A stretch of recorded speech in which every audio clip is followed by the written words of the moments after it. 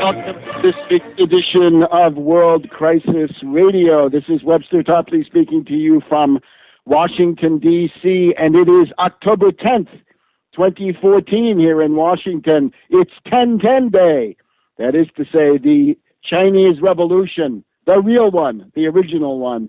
Dr. Sun Yat-sen overthrowing the post-Manchu dynasty and setting up the first republic in Asia.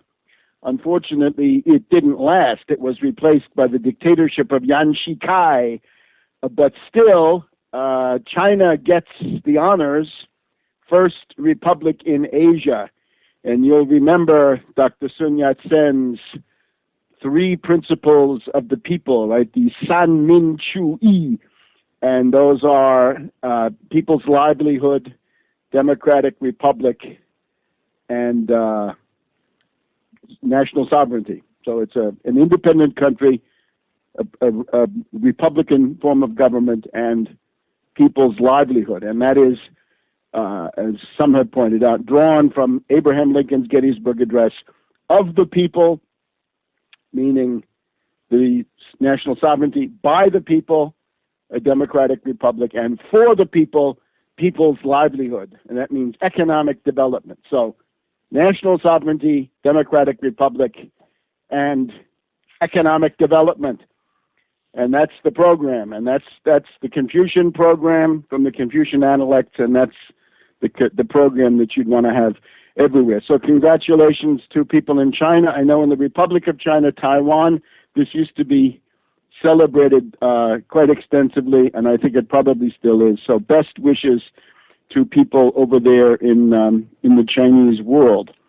Now, ISIS, the Federal Bureau of Investigation, is asking for help by citizens to identify an ISIS butcher who is performing a bombastic and odious tirade in some film that somehow the CIA and the NSA allowed to remain visible on YouTube, and they want you to help identify this person. And it's a scene of an atrocity. It's the murder of Syrian Arab army prisoners. In other words, the Assad, the real Syrian army, the Damascus army of Assad. Some of them forced to dig their own graves and then be executed. So we have, and you'll see this, if you go to tarpley.net by the time you hear this, or Twitter feed, you will see a study that we've done, that has been done, of the facial expressions underneath. Lo and behold, it turns out the prime suspect is the senior senator from Arizona. That's right, Walnuts McCain, those telltale bulges in the cheeks. And that's going to be on the social media with the hashtag arrest McCain for ISIS. The number 4 is the Arabic number, the Arabic number 4, not the Roman 4, but the Arabic 4. So there it is. The FBI puts that up, and various acute social commentators on the internet. And I want to thank the people that have sent me notifications about that. Thank you very much, because that is exactly to the point. Now, McCain has been kept in the closet by his Republican warmonger confrere. They had Lindsey Graham on the Sunday shows this past week, and Lindsey, of course, was raving. He wants to bomb Assad. He wants to bomb the Syrian Air Force. He says he wants to strike ISIS, but for some reason he doesn't want to strike ISIS. He wants to strike the main enemy of ISIS and thereby help ISIS grow. How you can figure this, I don't know. If this is not Orwellian, I don't know what is. But Lindsey wants to bomb the Syrian Air Force, crater all the runways, and shut down that important means of dealing with these ISIS killers. And that, of course, repeats what Robert Kagan, Romney's top foreign policy advisor from 2012, had said a week or two before. Now, here's what McCain did. McCain went on Bloomberg television, McCain on Bloomberg. So he says, first of all, McCain is asked about the Biden speech of the previous Friday. You'll remember, go to Tarpley.net if you haven't got all the details. Biden had said that the biggest problem the U.S. faces with the so-called allies, that people in Turkey, Saudi Arabia, and United Arab Emirates were so obsessed with attacking Assad that they began funding al-Nusra and Al-Qaeda, okay? After 9/11, in the world of these guys, that's pretty horrendous. So what does McCain say? He's indignant, of course, but he's not indignant against the Turks or the Saudis or the Emiratis or the Gulf monarchies. Oh, no. He wants to pin it all on Obama somehow, and indeed Biden.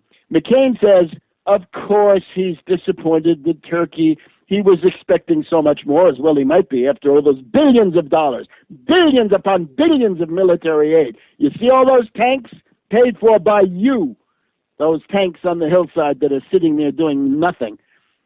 But then McCain goes on and he says, what Erdogan wants, I want. What the president of Turkey wants, this skunk, I want, says McCain. He wants to bomb Assad. He wants to crater the runways. His amigo Lindsey Graham had said it again several days before. So he's then asked, but what about, is it true what Biden says? Yes, he says, of course, he is very disappointed with Qatar in particular. He adds them to the list, that they've really been, overdoing it in paying ISIS and supporting terrorism. But he says, even though what Biden says is true, you shouldn't say so. You shouldn't tell the American people. You should not tell the American people that the so-called allies that you've been holding out are actually backers of terrorism. What was that line we had from Bush? We will make no distinction between the terrorists themselves and those who harbor the terrorists. My God, where would that leave Turkey? Where would that leave Saudi? Where would that leave Qatar? That's just awful. And remember, at the end of this entire exchange between Biden and Erdogan, Erdogan said, if you don't take that back, you're history. Wait a minute. Is that a death threat coming from the president of Turkey to the vice president of the United States? And then McCain says, what Erdogan wants, I want. Does that extend to the death threat, Senator? So this is a scandal that stinks to high heaven. And obviously what we're dealing with here is a con job. I'm going to talk about this in the second segment. This is a phony war. This is quite similar to what we had in 1939, 1940 vis-a-vis Hitler, right now vis-a-vis ISIS, and it allows them to grow as it did allow Hitler to grow. Turkey is essentially saying behind the scenes, we won't lift a finger unless the U.S. bombs Assad to kingdom come. That's the precondition. But wait a minute, you're a NATO ally. You're always screaming and whining that you want help, that you feel threatened by Syria, and now you're putting down preconditions, blackmail, and threats to the United States of America. You have one hell of a nerve, Erdogan. The ultimatum from Obama is long overdue, and it would be, Erdogan, fight ISIS, close the border, or we're kicking you out of NATO. You're on your own. You're like the Muslim Brotherhood. See how far you get. This is a scandal. The other thing that occurs to me is that if none of the real Western powers get involved, maybe Russia could help. Maybe Syria, maybe Assad could call in Russian forces and have them secure Kobani. Oops, back. Welcome back to the program. Keep up with everything at Tarpley.net, Tarpley.net. Through Tarpley.net, you can see the Twitter feed. This week I had broadcast on KDKA, Pittsburgh, with my good friend Chris Moore. Press TV commentary also up there. Other items coming. There's a whole policy on Ebola from United Front Radio.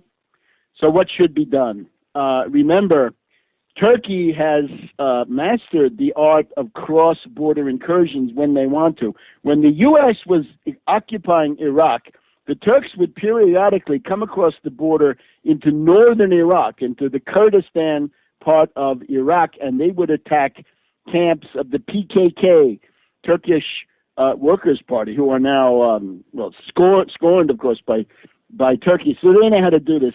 It's not an invasion. They go in, they clobber whoever's there, and then they come out again. You could do that in this case, right? Obviously, you'd want to coordinate everything with Damascus. But if you were going to go in there to lift the siege and kill a bunch of ISIS, then I don't think Damascus would have any objection. The ultimatum to Turkey is the first thing, right? Close that border. No more support for ISIS. We want to use the Incirlik Air Force Base for whatever turns out to be the most promising thing. Stop giving diplomatic support, ideological cover to ISIS. Drop your agitation for a buffer zone or a no-fly zone. A buffer zone and or a no-fly zone means a total bombing campaign against all of Syria.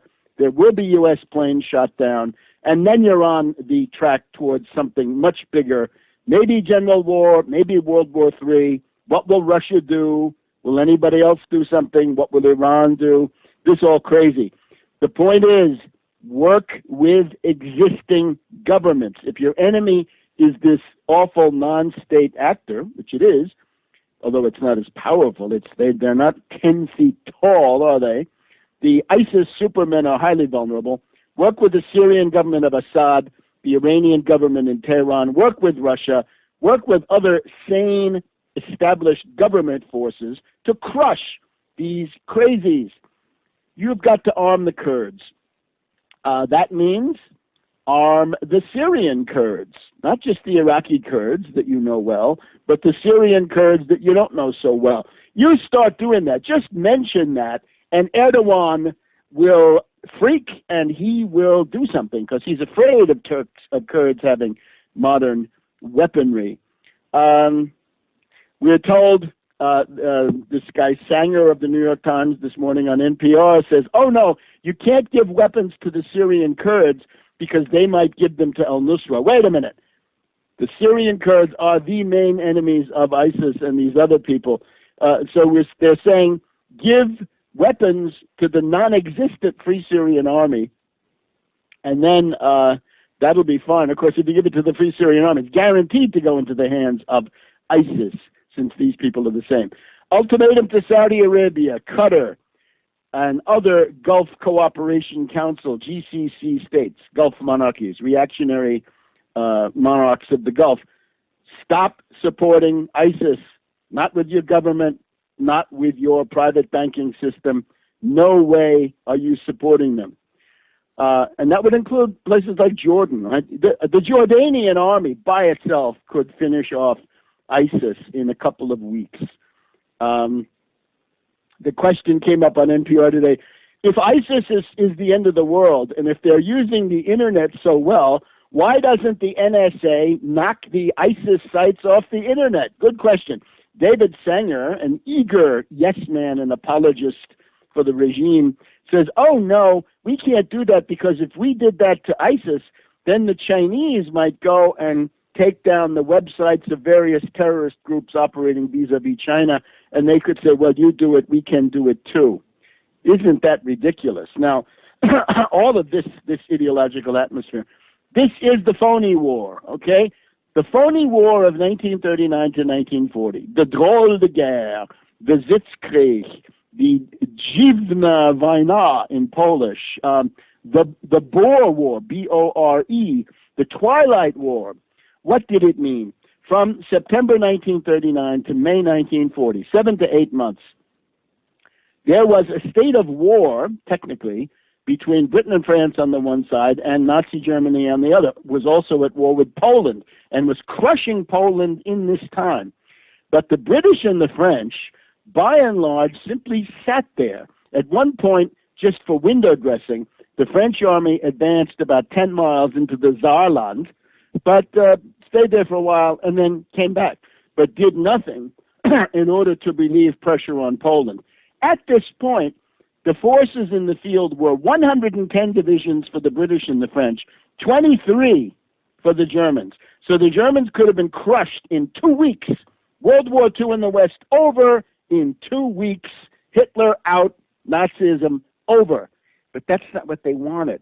And that's the same thing we're getting now, right? The propaganda, oh, the ISIS, they're so formidable, they're so sophisticated, they're a mighty force. That's ridiculous. They're 25,000 psychotic patsies, brigands, double agents, and God knows what. You could roll over them in precisely 2 weeks. But if you go back to 3940, you will see that under the cover of this phony war, nothing happened. Hitler finished off Poland. Hitler was then prepared. He was able to then get ready to roll over Denmark in a few hours, and then to roll over Norway, and then to concentrate in the West when he finally brought his army back from Poland to the West, right? So this was a suicidal policy. This is exactly what they're doing now. You heard some of that legalist idiocy that I just said, right? Oh, you can't take down the ISIS website. At one point, there was a proposal to start some forest fires in the Black Forest to interfere with Nazi logistics. And the head of the Royal Air Force said to a guy who proposed it, "You can't do that. It's private property." I'm thinking of Colonel Batguano in Dr. Strangelove. So we just heard the Turkish foreign minister on TV just a few minutes ago saying, "Oh, sending civilians to fight in a war is a crime. We can't do that." Sounds like you can't burn the Black Forest. It's private property. The guy who had the best line on this was Senator William Borah. Remember him? Borah, big critic of Woodrow Wilson, enemy of the Treaty of Versailles, League of Nations. His quote from September 1939, he figured it out quite quickly.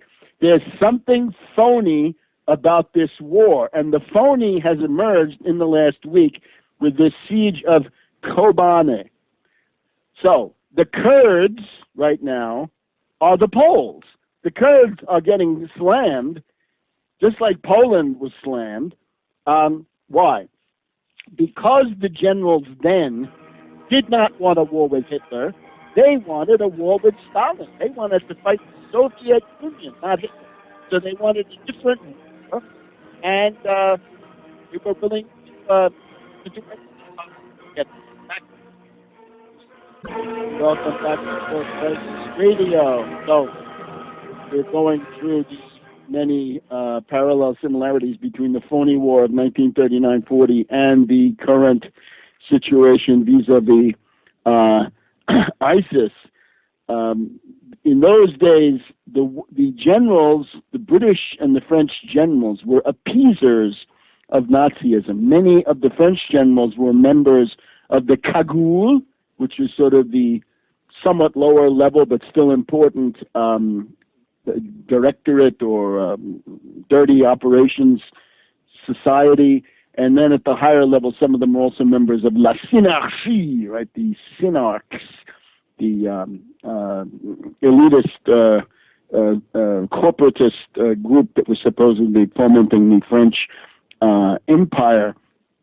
And that included Marshal Pétain, was of course part of this entire operation, right? All kinds of things to be said about him. But these generals basically wanted war with the Soviet Union, not with Hitler. So they were willing to sacrifice the Poles, the Kurds, in order to fight, well, not the Soviet Union, but Russia today. So with that, you can see these parallels. There was even a treaty there was a formal commitment to defend Poland, but they didn't do it. So therefore, they were fighting. They were pretending to fight Hitler with the Saarland invasion, and the French General Staff was actually planning, let's find a way to go into Finland and fight the Soviets in Finland.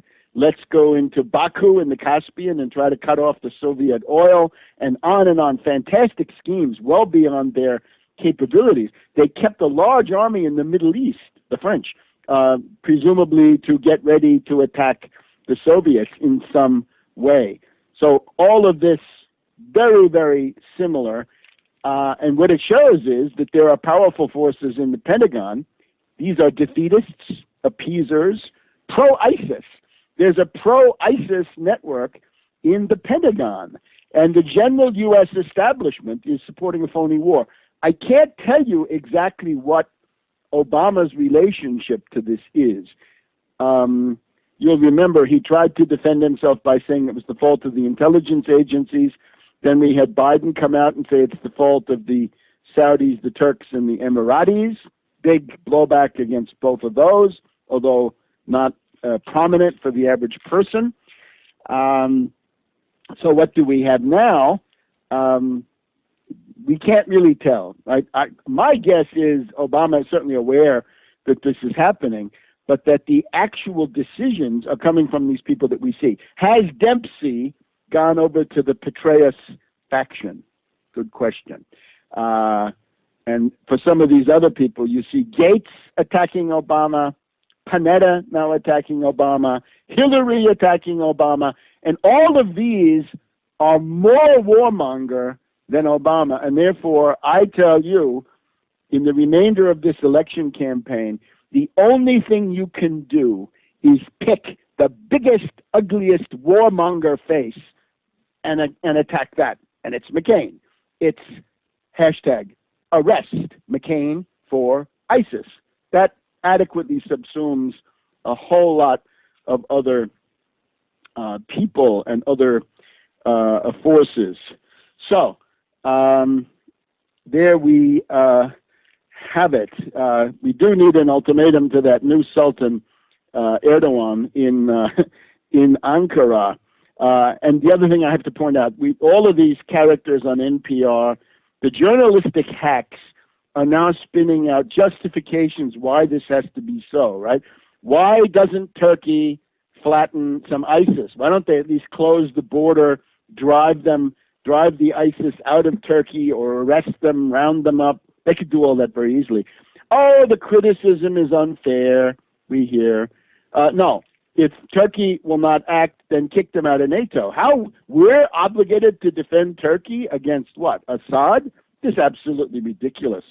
Also notice, one organization that we know to be completely controlled by the CIA, and that is the Pakistani Taliban, right? They've practically got it written on their banner and their charter that they're from the CIA. The Taliban of Pakistan have now embraced ISIS. This reminds me of that moment in about, 2004, when Zarqawi of the Ansar movement in Iraq decided that he would swear eternal loyalty and fealty to Al-Qaeda and bin Laden. It happened at a moment when the Bush administration propaganda apparatus knew they needed that tremendously.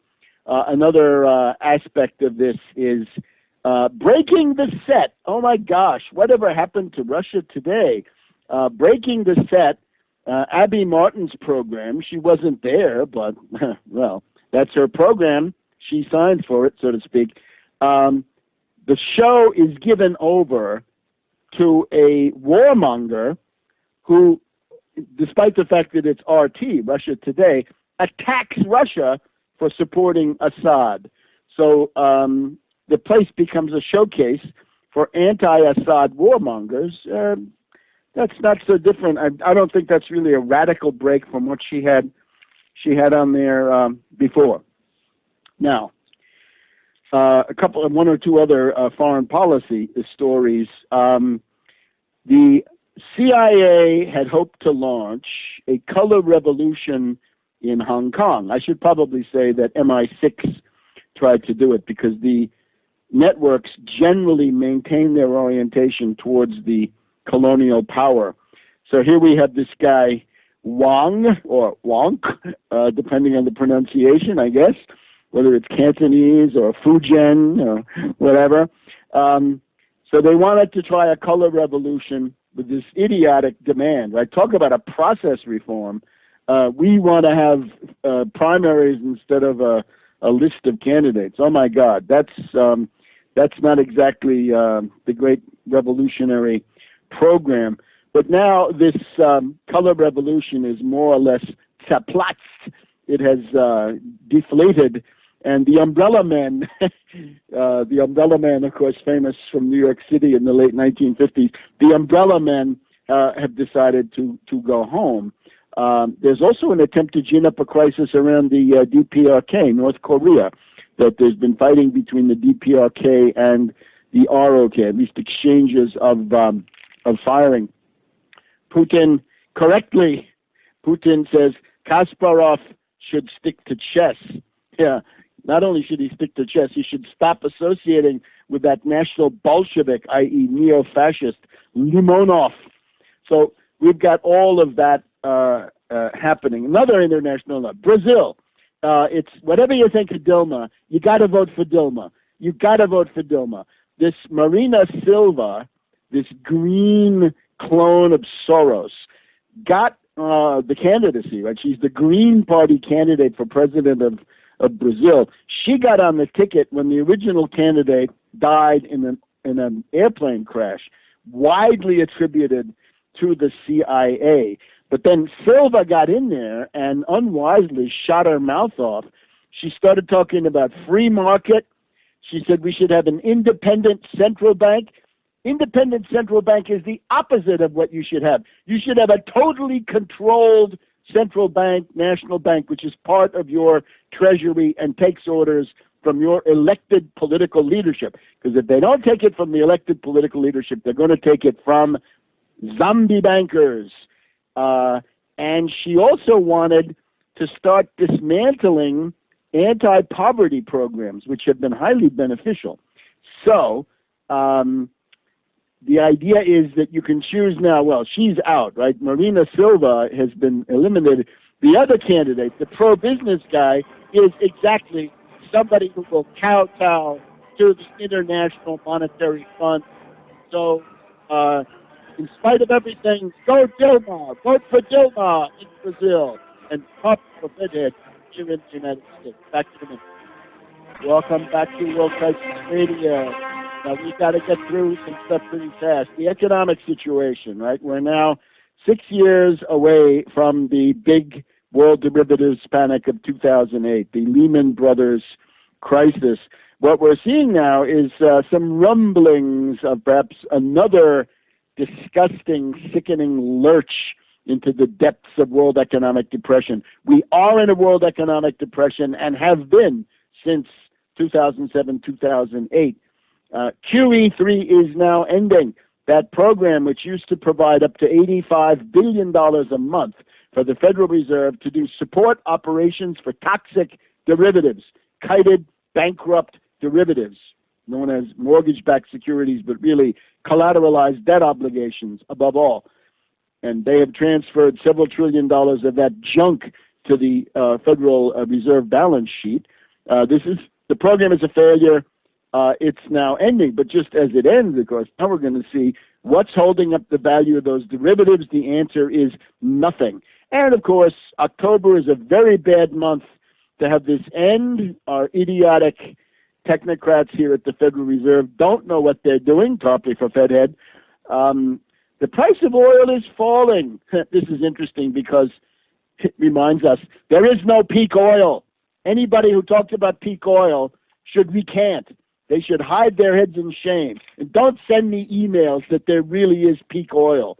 I'll send you back, yes, Virginia, there is a Santa Claus. There is no peak oil. It's a fraud. Whatever Colin Campbell of London or Galton Darwin or whoever else.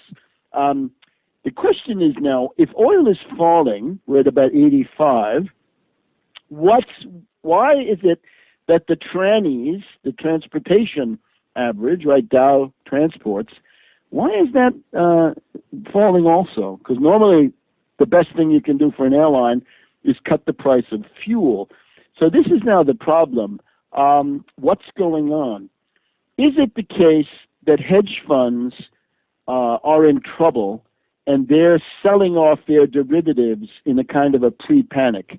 That's what happened in 2008. You remember there was a steep fall in the price of oil as banks had to liquidate derivatives, and then they waited a while to see if Obama was going to do something against derivatives. When it became clear that he would not, the speculation started again, and the price began to go up, up, up. it's now falling. The other question is the world economic contraction. Are we in a new phase of violent contraction of world levels of employment and production as we had in 2008? And the most important set of data on this, which I will not go through, is Germany, the main one that I would point to. The German export performance for the most recent month is now at the level of 2009. So in other words, things are now about as bad for German exports as they were in 2009. The Philistines who have been saying German exports are booming. Well, for a while they were, but there's a depression, guys.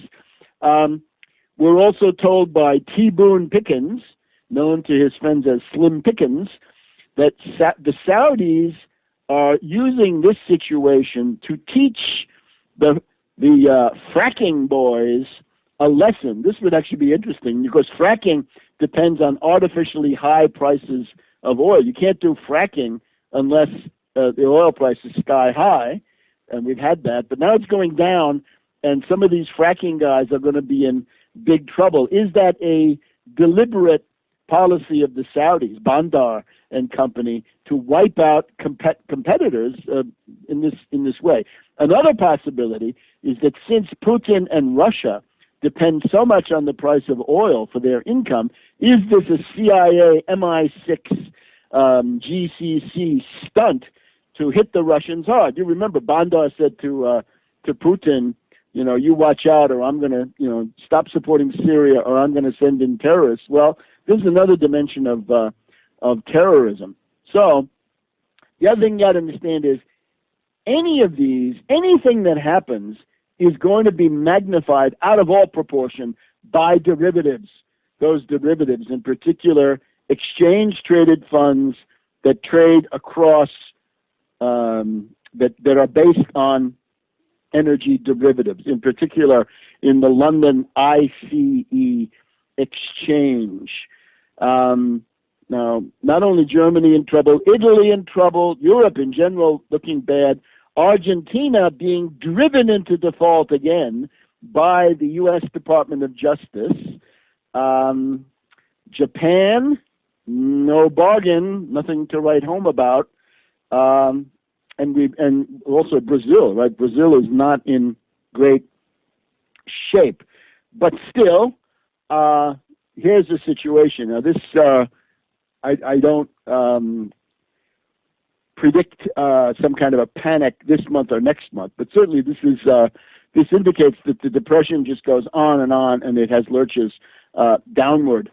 Now, in terms of U.S. politics, let's say a few words about the coming November election.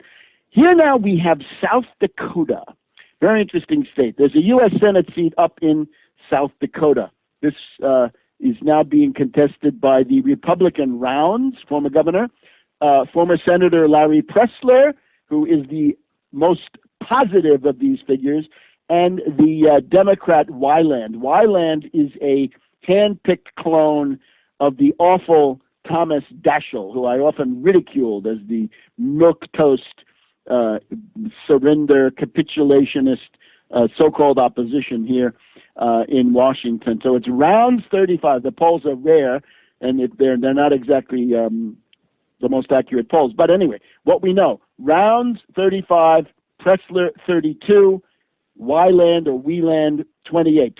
Wieland is also the guy who goes around with the Johnny Cash imitation. Pressler is a person who might become a wild card, might be highly interesting. I urge a strategy of benevolent attention vis-a-vis Pressler, especially since the faker Lessig, right, the Harvard or whatever, some kind of quackademic,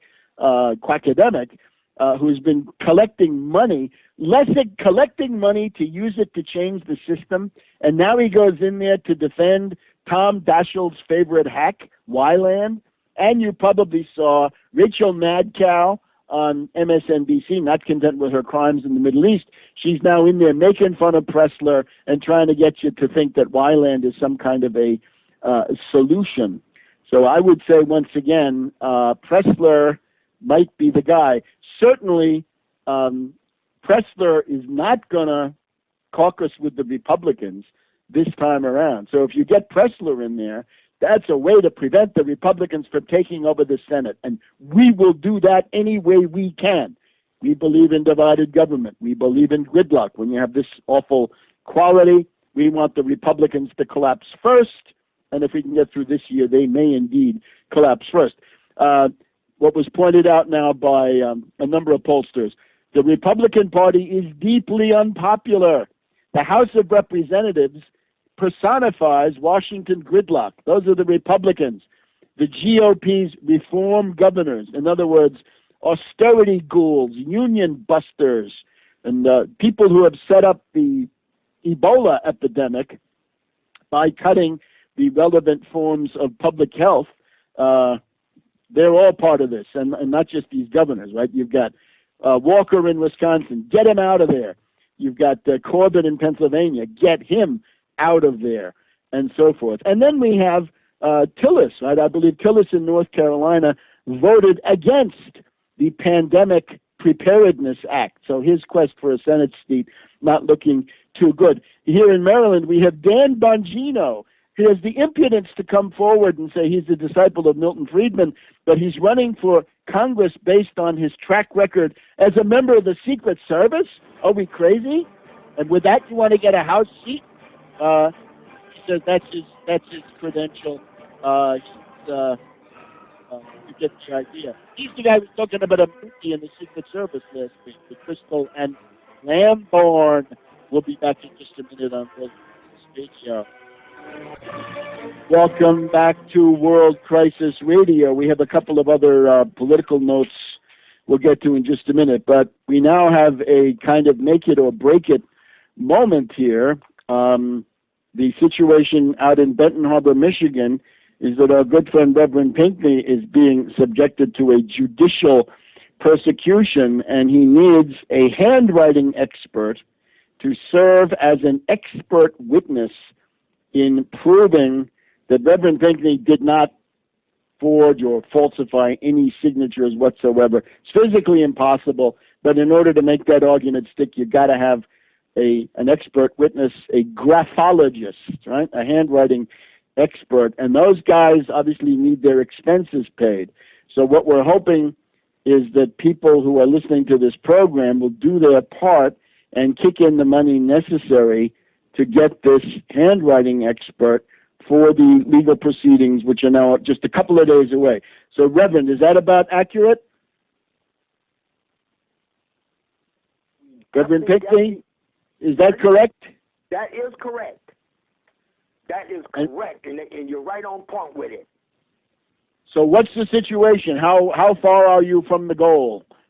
Well, we're not that bad off now. We're less than $500 away from our goal right now.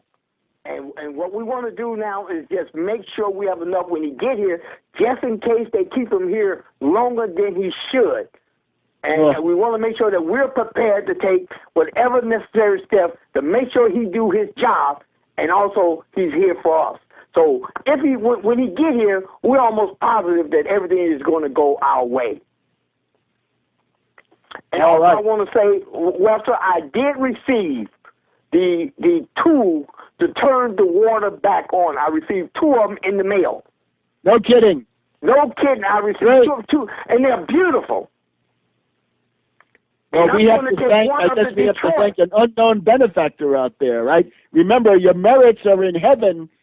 God sees the good that you do, even if men don't know.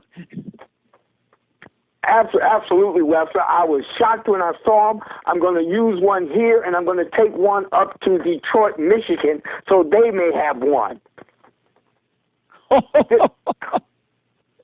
That's great.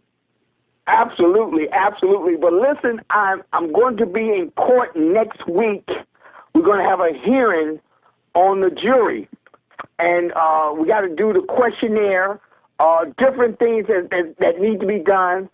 We have to make sure, because they're doing everything in their possible to convict me with no evidence, and they're trying to sway the jury with different articles in the newspaper to try to say that I'm such a terrible guy and that the mayor is the greatest person there is in the world. And that's Reverend Hightower, this wonderful guy, representing Whirlpool Corporation and therefore Wall Street, but not the people. Absolutely, absolutely, absolutely. But we are battling, and I told you, I think the last time we spoke, how they tried to accuse me of threatening every single Barron County commissioner with a statement that didn't really make sense to me or anybody else. And they wanted the sheriff to come out and arrest me, but he was there. He heard the statement. So if he heard the statement and he didn't arrest me, why would he come out later and arrest me? Doesn't make any sense. Doesn't make any sense. Reverend, which day is the proceeding going to begin?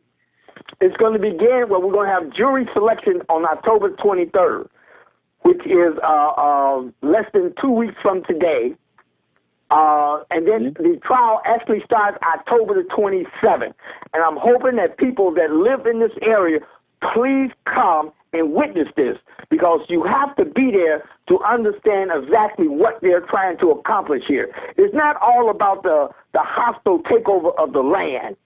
It's all about control, and make sure that Reverend Pinckney doesn't get a chance to speak out anymore if they can have it. But I'm going to continue to fight. I'm going to continue to fight, and I'm going to fight for the people.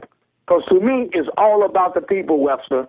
It's all about the people and the future that we're dealing with. All right, Reverend. Now let's while we still have time, let's go through some of the detailed information. First of all, the trial on October 27th. Where is that going to be held so people can come and support you, right, from the Chicago area or whatever it is? Absolutely. It's going to be Michiana, right? That is correct. In Michigan, St. Joseph, Michigan. The address is 811 Port, P-O-R-T, Street, St. Joseph, Michigan, 49085. And it starts at 8:30. I'm thinking it will be a 4 to 5 day trial. If anybody can come, you don't have to come on all 4 days or all 5 days. But if you just come for 1 day or 2 days, I'll be more than happy. Wow.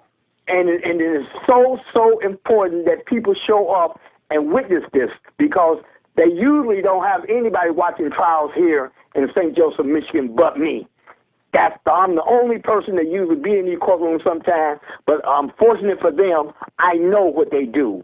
So we're battling this thing, and I just want to say to everybody, I just want to thank everybody who have contributed. I believe me, I'm from the bottom of my heart, because I could not even be doing what I'm doing without you.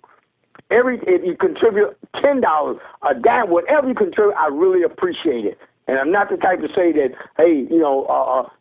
I appreciate everything that you do out there, and all the ones who have contributed. Thank you so much, because we're going to win this battle. When I talk to you again that Friday, I believe it's the 30th, or either the 30th, whatever day that is, you're going to hear it in my voice, and I'm going to be so happy, and I'm going to tell you that we gave them a whooping, and we did it for mankind.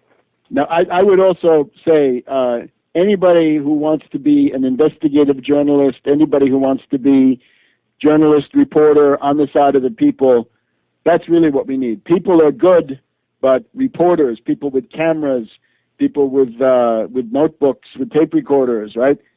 So they know that they're being watched, right? That they can't get away with murder the way they usually do. Now, Reverend, that's 811 Port Street, St. Joseph, Michigan 49085, and that's on October 27th, 8:30 a.m. But then that's a 4 to 5 day thing. I guess it goes to to Halloween practically. Oh my God! Absolutely. And but now, how about your the ways that people can help you make up that $500 that's still missing from the expert witness? I think people can see this is a going concern. We're going to make it, but you can make it easier for everybody involved if you just step forward with whatever amount you can, as the Reverend said. Absolutely. You can go to bhbanco.org. That's bhbanco.org, and you can see my website, PayPal. PayPal is right there, and you can go there, or you can mail a check to Banco, BANCO, 1940 Union Avenue, Benton Harbor, Michigan, 49022. You can go to bhbanco.org, have a PayPal right there, or you can mail me a check at Banco, BANCO, 1940 Union Avenue, Benton Harbor, Michigan. And I'm going to tell you this, Webster, we are going to win this case. We are going to win. So. And I'm guaranteeing victory, and it's going to be a victory for mankind to show what we can do if we work together, because that's really what it's all about. And I know this for a fact. Nobody will give you freedom unless you're able to take it. And so if you can't take it, you won't get freedom. So I'm taking freedom not only for myself, but also for this whole country and the whole world. And again, I would say to people, if somebody out there wants to launch a career as a reporter, right? If you want to get a story that's going to be full of drama, full of outrage, hopefully full of victory and joy at the end, right? Something like this is the way to do it, right? Because I don't see the Associated Press covering this in the way that it really happened or anything like that. So I hope that somebody with a reporter's sense will be there for those 5 days, right? Because you get to look out over Lake Michigan. It's a great place. So, Reverend, you hang in there. We admire you, and you hope you get to work with those water tools. Welcome back to World Crisis Radio. Webster Tarpley here in Washington, D.C. And now we want to go to Nebraska. Things have been happening in Kansas. Things are happening in South Dakota. And we're looking for something also to happen in Nebraska. And the beneficiary should be Dan Burdorf, running as the Tax Wall Street Party candidate for United States Senate in Nebraska against Ben Sass and the Democrat Domina. And Dan, I see this past week you have been at the University of Nebraska. You've been talking about economic policies, in particular that you could get student loan interest rates down to the lowest level of any candidate running in the state, and that you seem to have addressed a group of faculty and students. Why don't you tell us about that, or whatever way you want to do it? Sure. Thank you, Webster. Thanks very much. Yeah, we were able to go to the University of Nebraska Omaha campus, and we met with a small group of students, and we were and faculty, and we were campaigning on the campus, shaking hands and talking to people about our student loan program, or the student loan program. And what we're offering is 0.75% is what we're advocating for in my program. And contrast this with Mr. Domina, Dave Domina's campaign, who he's currently advocating, if we understand it correctly, for the 3.25 percentage points. And so I asked Mr. Domino if he's going to go for 3.25. I think that's the right number that he's advocating for. Why not just go to the 0.75, like we're modeling ours off of with the Bank on Students Act last year? So that's a pretty clear case for a way to reform it and make it meaningful for students rather than just the banks. So, and the other difference, if I may, is that the Bank on Students Act, right? That's what Elizabeth Warren proposed and then backed off of under pressure from the Democratic establishment. Your way of doing it, the money comes from the Federal Reserve through the discount window. So you're treating the students the same way you treat a zombie banker, right? And Domina won't do that. The other point is that money it's not borrowed. It's not borrowed from China. It's not through taxes. It's the inherent credit-creating power of the Federal Reserve that should be put to work for the needs of the people. Great. Thank you very much for mentioning that. That's exactly what we're working on and what we're advocating, and that's what took us to Omaha this week to talk to students about. So it was a fun trip, and we were really happy to do that. So, but Webster, if if I could, I would, if you don't mind. I just heard Go ahead. Reverend Pinckney. Just as I was getting on the line here, I heard Reverend Pinckney speaking, and I'm not just a guest on World Crisis Radio. I also listen to the show, and I know Reverend Pinckney is on the front lines of the battle against austerity.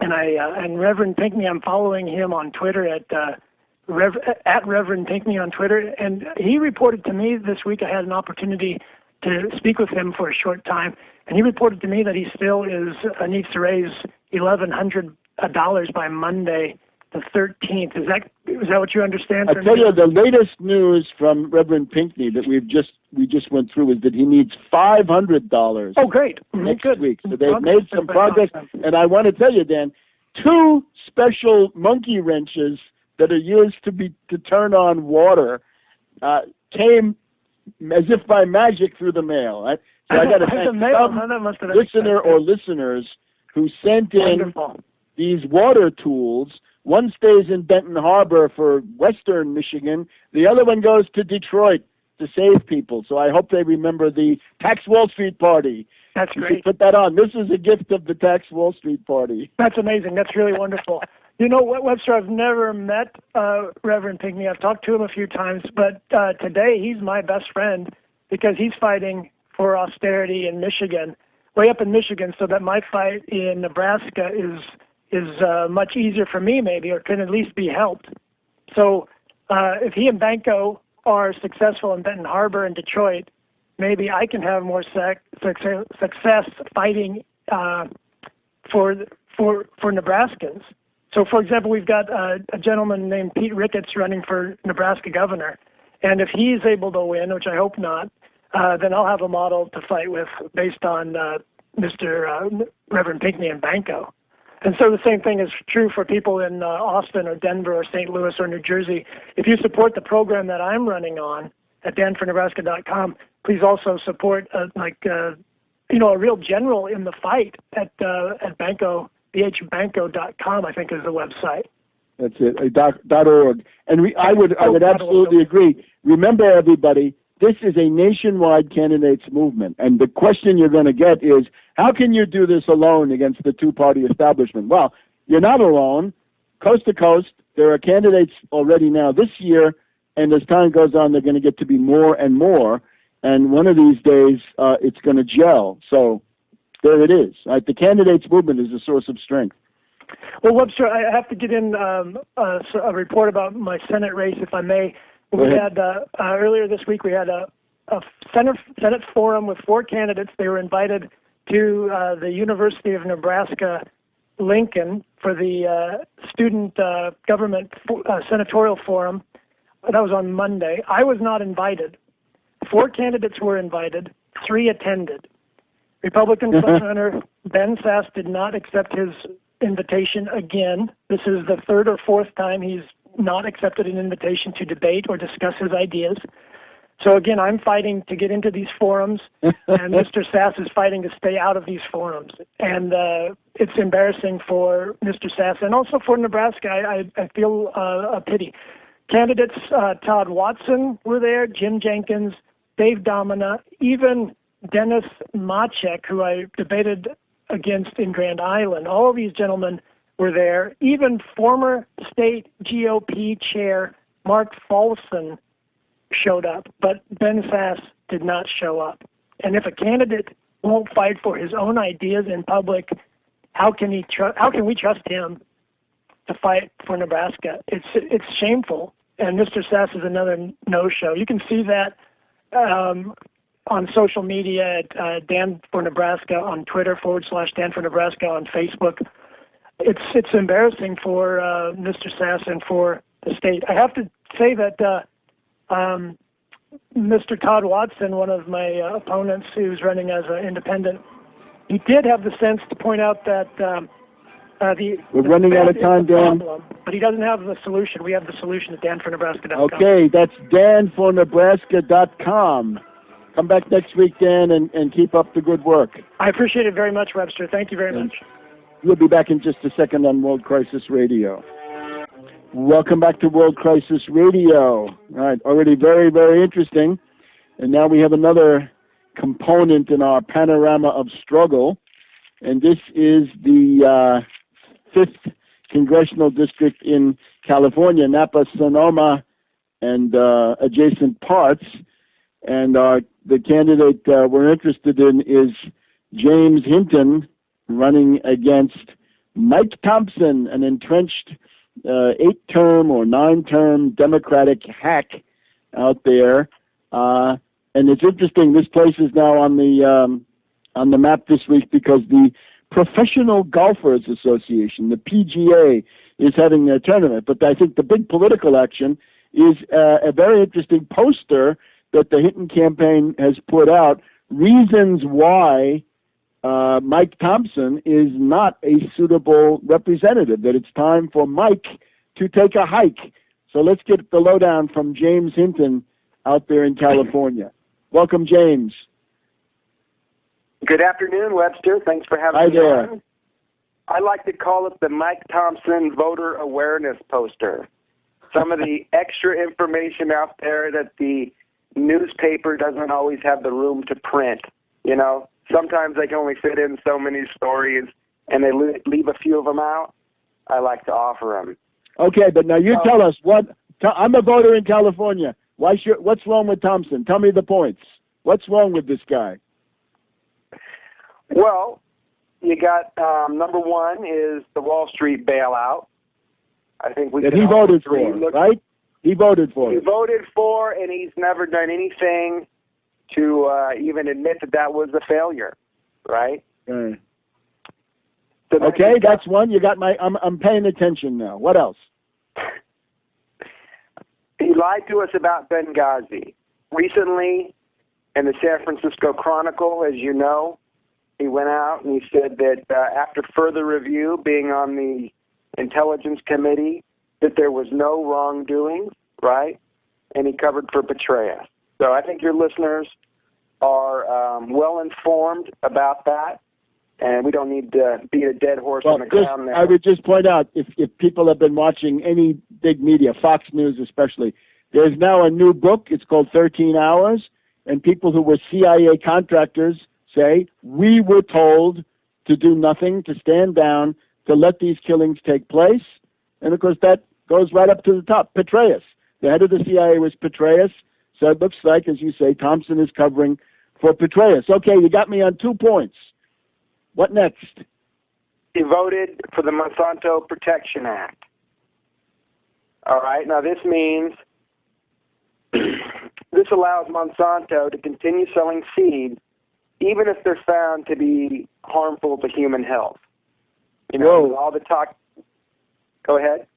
Now that's heavy stuff, isn't it? Well, it was written by the Monsanto lobbyists themselves, so he had no problem passing that. I mean, that's in a wine growing area. I mean, some of those things could come and kill the vines, right? You never know. Well, Sonoma County is our farmland too. You know, that's where we get all of our dairy. You've seen the world-class Sonoma cheeses, right? And dairy products out of Sonoma.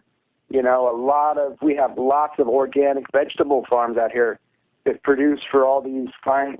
You know, the Napa Valley has fine dining.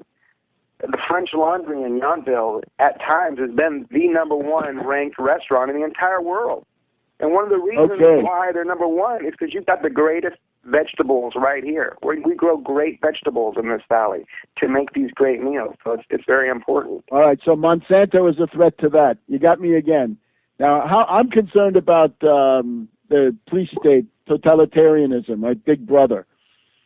Right. Well, now he's voted against party lines. He went against 95% of his fellow Democrats as a member of the Intelligence Committee, right, to continue with the illegal NSA wiretaps and email snooping. This is a big problem for me, you know. He should have never voted for that. That was a close vote. You know, he should have been out there on the floor urging it the other way, you know, with the rest of his party. And since he's fairly entrenched, he could have brought some votes with him. That's that AMASH amendment, right? Correct. Okay. Now, a couple of other. Let's get back to bread and butter economics, right? $1.3 trillion student loan problem, high interest rates. We've just heard, we've been talking to Dan Berdoff, right? The Democrats offer you 3.25. The Republicans say, go take your chances in the marketplace, 6, 7, 10, 12. Does Thompson have anything to offer on that? No. And my plan is 0%. Same economic rights for American students as zombie Wall Street banks.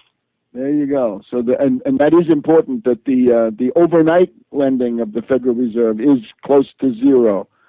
All right. In that case, one of the biggest things that people don't realize out here is when Thompson started out in 1999, he got most of his money from unions. But about 2006, things started to change, and in 2008, coincidentally, the same year as this Wall Street derivatives bailout, Thompson's changed. And that's when the banks really started kicking into him. Before then, Bank of America had only given him $2,500 his first several terms. Since then, however, they'd given him over $39,000, over $5,000 every single cycle since the Wall Street bailout. So you look at nowadays where in the beginning he had 10 times as much money from unions as he did from finance. Now he has 3 times more money coming in from finance than unions, right? All of his money now comes from Wall Street, where he started off supporting unions. But ever since, over years, he has drifted to this real Wall Street side. And none of our papers, they talk about everybody else who's running for any other office about their money. He's got this money from there. Thompson, they don't talk about the money out here that comes from Wall Street speculators and Big Pharma. Big Pharma gives him a ton of money too. They tell you about the wine money. He's the wine guy. That's not the case. He's Wall Street's guy nowadays. And the interesting thing about this election is it's just one-on-one, me and him. And he has a record of destroying Republican candidates who run on the same 2 main issues: cut the social safety net and name buildings after Ronald Reagan. Well, there's a new game in town this year, Webster. My 2 main issues are to make high-wage, productive jobs and to avoid high-cost genocidal war. Jobs and peace, right? That's what this election's about right now. Full employment, high-wage economy, staying out of war. That's what the issues are this year. So it's interesting how it's been going so far. I was at a forum last night in Sonoma for city council. I got to address, Mike didn't want to come, but I got my time up there. It was very well received amongst the Republican women over there in Sonoma that hosted it. And I want to thank them for having me. They enjoyed hearing about the program and the fresh ideas. Okay, this is a well-received idea. And it's time to keep spreading it because it's crunch time. The ballots have been mailed out. We got 25 days now to start voting. And the offer's on the table for a new deal out here, So, and James, speaking of next new deal, I call people's attention. You have gotten the attention of the Brookings Institution here in Washington, D.C., and not just anybody. Elaine Kamarck. Elaine Kamarck was pretty much the dark side of Al Gore, if you can believe that, and she points to you as the candidate running for the next New Deal. So this is gathering some steam. Yeah. All right, James, keep it up. We'll see you next week. Thank you, Webster. Bye-bye. And we'll just be back for our concluding segment here in a couple of minutes on World Crisis Radio. Welcome back to World Crisis Radio. Webster Tarpley here in Washington, D.C. Let's try to cover 2 issues in the final 10 minutes. First of all, Ebola. I give you a full, detailed discussion of Ebola on the website. This was United Front Radio last Monday. But the main idea is austerity kills. Austerity is genocide. Cuts are killer cuts. The sequester cut $1.6 billion out of the NIH. And the distinguished head of the NIH, Francis Collins, said, we're losing a generation of researchers who are turning away from the U.S. federal government, going to other countries' private sector, doing things that maybe make money, but not curing Ebola. You get the idea. How about thanking Ted Cruz, the Tea Party demagogue, for whipping people up against the NIH and other big government programs? Here's another big government program, the Hill-Burton Act. The Hill-Burton Act in 1946, 68 years ago, said the U.S. should have 4.5 hospital beds per 1,000. Right now, Japan has 13 per 1,000, Russia 9 per 1,000, Germany 8, Austria 7 per 1,000. U.S. is sitting there at 3. So we're worse off than we were in 1975 when we almost got to 4.5. We have lost 1,000 hospitals. As we've stressed, we've got to rebuild 1,000 modern state-of-the-art hospitals. We've got to train 250,000 doctors. They cannot be crushed by student debt from medical school. This is where big government has to step in to save people's lives. I would point to Imhoff of Oklahoma as a genocidal saboteur trying to stop money from being spent on fighting the epidemic in Africa. Obviously, you want to prevent people who are sick from bringing the disease to the United States, but just as much, you've got to stop the epidemic over there. If you don't fight it over there, you'll be fighting it over here. It's like terrorism, guys. You understand that stuff. But in this case, it's actually true. Walmart has cut health insurance for their part-time workers, and the libertarians think this is the fault of Obama. I didn't see Obama in the Walton family owning Walmart. So the typical crackpot inability of the libertarian to see the crimes of the big corporations and, above all, the zombie banks who own them. Now, let's also look at the other interesting question of the week.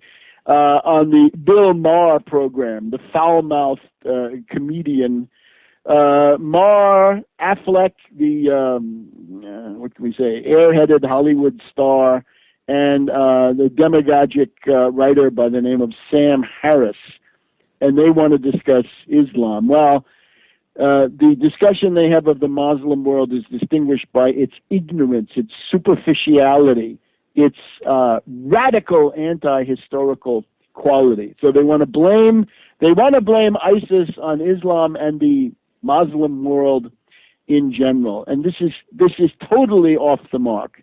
Let's go back.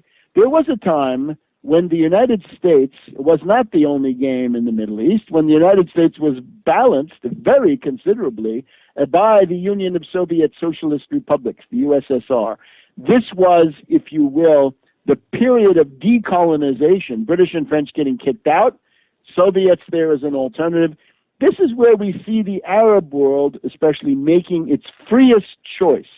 So what did they choose freely back in the 50s and 60s when this happier situation obtained? Did they choose ISIS or anything like that? No.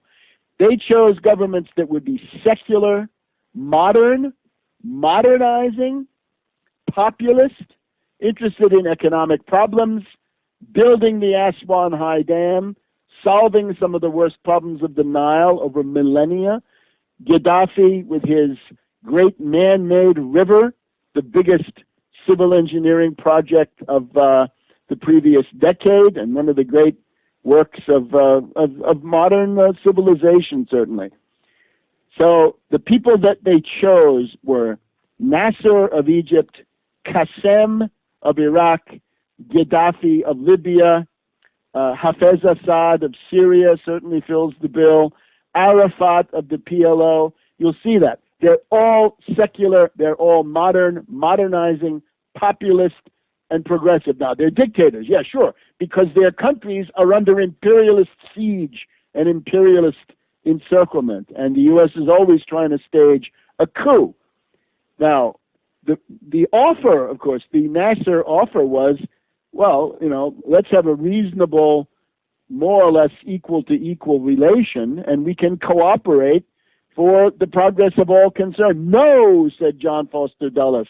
No, said U.S. governments, the British, the French, and so forth.